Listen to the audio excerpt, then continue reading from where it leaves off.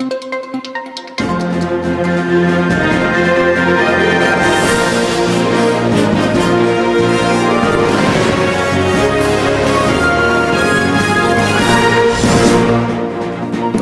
a great Monday morning. Thanks for joining us on TVC Breakfast. Let's bring you the news update now before we get into our discussion. And let's begin with some news update now. The Nigeria Center for Disease Control has reported 7 new cases of COVID-19, taking the country's total number of confirmed cases to 165,709.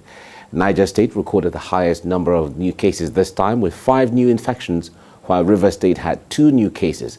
So far, 156,413 people have been discharged, while 2,066 people have died from COVID-19 complications.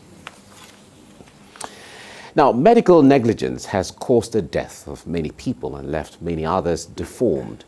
Families who had experienced this sort of loss say the carelessness of some medical practitioners cost them their loved ones.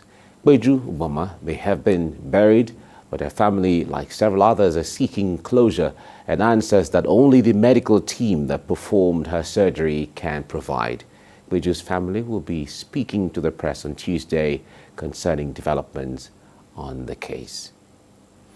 I have with me in the studio the Executive Director, Health Emergency Initiative, Pascal Achinene. Pascal, it's good to have you join me now. Surrounding the sudden demise is one that may not die down. All right, we have a report on that first before we talk to our guest in the studio. So let's bring you that report and then we get along. Peju Ugboma's death is still generating reactions. The controversy surrounding the sudden demise is one that may not die down anytime soon. Peju had fibroids, which are abnormal growths that develop in or on a woman's uterus. The family says Peju didn't go to just any hospital for her surgery, but one that had her medical history. She's been seeing the same doctor at Premier Hospital for some years now. One wish from the family is that they wouldn't want to speak on camera, and that we respected. We lost our dear Peju at Premier Hospital. From what we gathered, the surgery was successful, or so we thought. But shortly after she woke up from the surgery, she was complaining of, very acute pains in her stomach. At first, we assumed that that is a natural reaction to a surgery. They said the mother of 2 couldn't have died if the team had obeyed a family friend who intervened. We were in touch with a family friend who is a consultant gynecologist in the UK. And with the background that we had given him, he asked that he has to speak to the doctors who were handling her case. He was very, very direct with what they should do. And he said, look, her condition is bad. He suspects that she's suffering from internal bleeding, and they should take her back into the theater, open her up, and arrest the bleeding. Unfortunately, they didn't heed to that advice. And we lost our dear Peju at Premier Hospital. Though she has been buried, an online petition set up by a committee of friends has since been signed by more than 3,000 supporters and persons sympathizing with the Ugbomas. A visit to Premier Specialist Hospital didn't yield results, as we were asked to leave our contact with a promise that they will get back to us. To Evercare Hospital, Lekki, transforming healthcare in Nigeria. And for Evercare, an email they say would be more appropriate. This case of Premier Hospital, not Evercare Hospital. Okay, as regards that, you can send the mail. Ivy Kano, TVC News, Lagos. Peju's case is really painful to those who have been following the development, because the feeling is that it could have been avoided. And the petition now has risen to about 7,000, those who are signing that petition online. and the hashtag Justice for Peju is also trending heavily. Now, I have with me in the studio the Executive Director, Health Emergency Initiative, Pascal Achinini. Pascal, good morning. Good morning. Now, the Peju's case is a very touching one because of the way it went. But however, this kind of situation happened to a lot of people. Some of them not reported.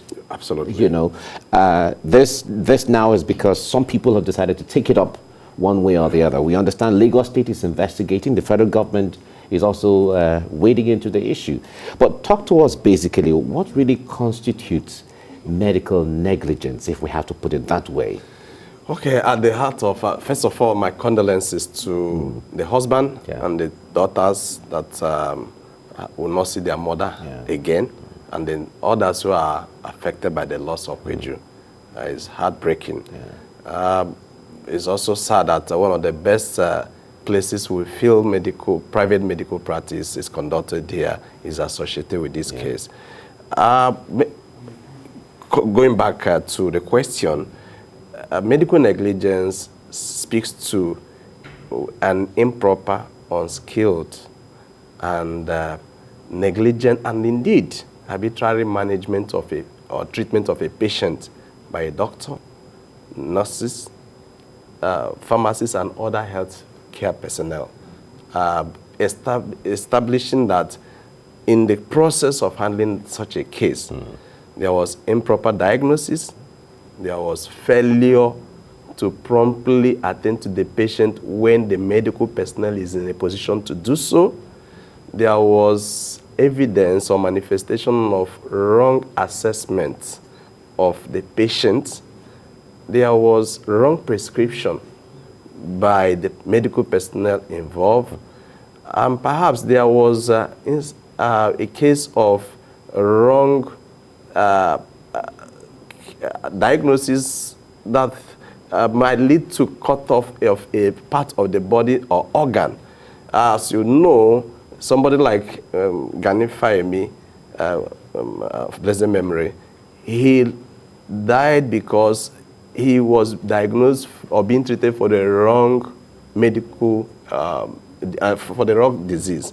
It was until later part, until he traveled out of the country, that was when they were able to establish what was wrong. So this has led to the death of so many Nigerians. So it's a very rampant case. But the point there is Nigeria boasts of some of the best and most intelligent medical practitioners across the world. I wonder when a situation like this comes up and there is the case, like you said, among some of the issues you mentioned, the issue of misdiagnosis. Yes. Is this a product of not having the right equipment, or is it a product of the sickness or the ailment changing in nomenclature or mutating where it cannot be detected, or is it the issue of skill? There are cases that can transcend normal scientific investigation. I mean, we can see from COVID-19. But there are also there are many instances where attention has not been properly given to the code of medical practice, especially placing the life of the patient ahead of money or other pecuniary benefits. So we have a lot of experienced, knowledgeable people. We also have instances where misdiagnosis happen because a medical doctor is attending to 200-300 people per day in public hospitals. In some of the public hospitals, I've seen a doctor that says by 4 a.m. he's the only doctor. He has about 300 people on queue to be attended to. So by the time the person is hitting 12 noon or so, he's spent and he would hardly give his best. So such can happen. But we also, in the private medical practice system, there are also instances that all the equipments required in an ecosystem of medical practice to function optimally are not in place. So either the time lag between the time they move, carry out investigation, or of course, I mentioned the issue of money. So when that is also overriding the Hippocratic oath, then we'll have cases of negligence happening. Now, the point there is, as someone who has a loved one in the hospital, or even a patient himself or herself, how do you look out to some of these negligences, as the case may be? Because the point there is, family members will not be there. If someone is taken to the theater, for instance, or is being looked at a critical situation or a critical bed at the ICU, family members are not there. How do you detect issues of negligence?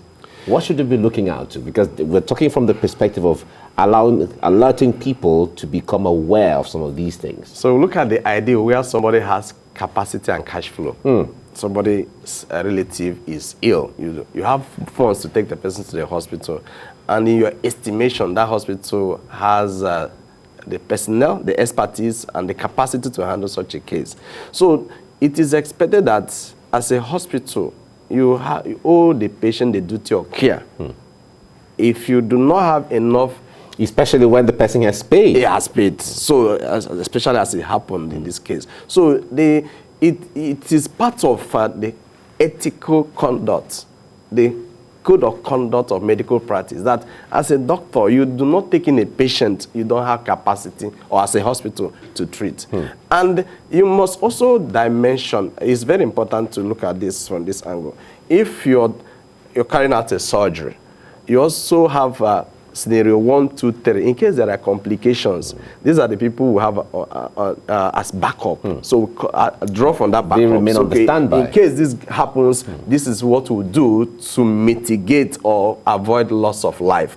Because no two situations, sometimes medical conditions do not always replicate. So when it happens to patient A, it may be different from the way it plays out from patient B. But the essence of bringing, this is scientific and empirical approach to it, instead of going to those where you take abo or the traditional, those ones you can measure it. So it's expected that you must have those processes in place, your framework that addresses, in case a patient is left in my care, this is what I will do to make sure that he or she, within what is reasonably possible for me, it survives. I wonder what the codes are when doctors try to share ideas with each other, like in Peju's case, where the husband was narrating the situation. He took a friend who is a consultant gynecologist from the UK to call in and speak with the doctors who are attending to Peju's situation to say, I suspect, in my opinion, that this is the issue. He wasn't on ground. Yes. But it turned out at the end of the day that when the independent autopsy was conducted, it was exactly what the consultant gynecologist said. I think everyone in any field or profession should have an open mind and teachable. Open mind is not that you just respond to anything, but if someone points your attention to something, it should be a reason to, okay, it's better to err on the part of caution. Let's even dimension what this person's view is. Perhaps it could be helpful in managing this case. So I think a second opinion is very critical when you're like they say, 2 good heads. Yes, are better than one. So and that's a very important point, that and even as a patient, you have a right to ask questions. You have a right to let me know what you're treating me for. Let me know the drugs you prescribe for me. Here, most times we don't exercise that right as Nigerians because of our healthcare system is in disarray, in truth. But we must ask questions, we must demand for answer, and where there is a second opinion, because nobody knows it all. Okay, it does not mean that what that person says, you must take it hook, line, and sinker, but it could be a reason to take a further, probe that case, investigate more, to find out what could, perhaps that opinion can be helpful in managing the case. Now, we understand that Lagos State government, through the Ministry of Health, under using the agency to monitor, health accreditation and health. HEFAMA, exactly. We understand they are looking into and investigating that situation. We also understand the federal government's Consumer Protection Commission is also looking into it. What will change when they come up with all of this? Yeah, I think one of the takeaways from this is that there's a court of public opinion you mentioned that the number has moved from 3,000 to 7,000. 7,000. So there were things that happened 30, 40 years ago. One gets away. It may not come to the public domain. But the social media has changed the ecosystem. So change the dynamics. Seriously, it has. It's no longer the same. So this came to the consciousness of these regulators through the social media. So it's expected that in the first place there's an independent autopsy report, and because the public interest, the public is in this is in the public space. So we expect that the agencies, whether at the federal or state level, would come up with what is just and fair, so that the persons who lost loved ones will have some cause that will have reason to say, okay, at least we are given a fair hearing in the space. Of course, there are also professional bodies that are associated with digging in to know what happened, and there are rules, there are sanctions, there are measures that the MDCAM, Medical and Dental Council of Nigeria, they have rules and the procedures when cases like this come. So I'm sure they work closely with these federal government agencies and state agencies. All right.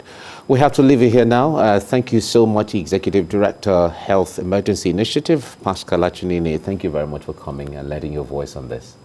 Thank you for having me. Thank you. It's my pleasure. Right. And our heart